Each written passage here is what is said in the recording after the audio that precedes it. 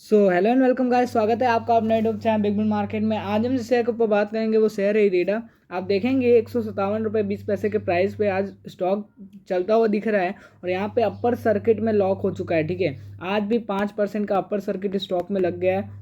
तो देखेंगे back to back दूसरे दिन आज फिर से एक अपर सर्किट लगता हुआ दिखा है स्टॉक में। और इसी चीज़ के बाद मैं आपसे पहले भी कर रहा था, जब क्रैश हुआ था वहाँ पे 122 तक गिर गया था, तब भी मैंने आपसे बोला आप होप मत खोइए, पैनिक में मत बेचिए। ठीक है, आप चाहे 200 से बाइंग करके रखे हो, 188 से 180, जितना भी बाइंग जो भी बाइंग प्राइस रहा हो, लेकिन इस समय आपको क्या करना है, इस समय अगर आप एवरेज कर सकते हैं तो एवरेज कीजिए, नहीं तो बैठे रहेंगे तो भी आपको प्रॉफिट ही रहेगा। क्योंकि आगे जाके इस स्टॉक में इतना दम है कि ये जितना तेजी से गिर सकता है उसके दुगने तेजी से उठ सकता है। ठीक है, और यहाँ पे आपको एक नगमा देखने को मिल भी रहा है बाकायदा। आज आप देखेंगे थोड़ा सा देर में लगा अपर सर्किट, बट यहाँ पे देखेंगे सुबह सुबह ही वॉल्यूम देख लीजिए कितना अच्छा खासा आया है। यहाँ पे 2 करोड़ 80 लाख का वॉल्यूम, मतलब देखिए खरीदार बहुत तेजी से इस स्टॉक को खरीद रहे हैं। और मैंने यही चीज़ आपको समझाया हुआ है कि जब कोई भी स्टॉक को कोई ना देखे, उस समय आपको देखना है।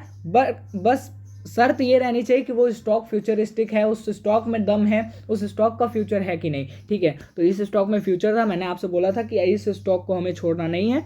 तो अब मैं आपसे 3 न्यूज़ेस शेयर करने वाला हूँ इस शेयर के ऊपर। ठीक है, चलिए देख लेते हैं वो क्या है न्यूज़ेस।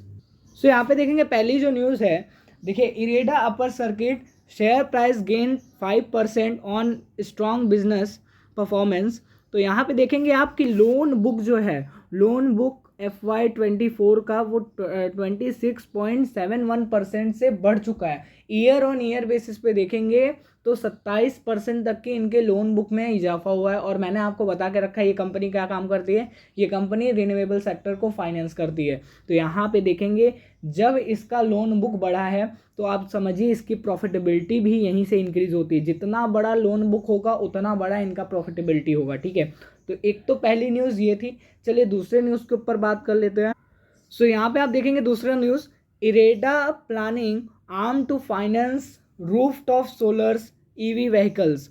तो यहाँ पे देखेंगे आप कि जो इरेडा है वो रिन्यूएबल सेक्टर को तो अभी तक फाइनेंस कर रही थी, उनकी कंपनी उसको फाइनेंस कर रही थी। अब ये रूफटॉप सोलर्स वाली कंपनियों को भी फाइनेंस करेंगे। ठीक है, और सबसे मेन बात तो यहाँ पे है कि ये इलेक्ट्रिक व्हीकल के भी को भी फाइनेंस करेंगे।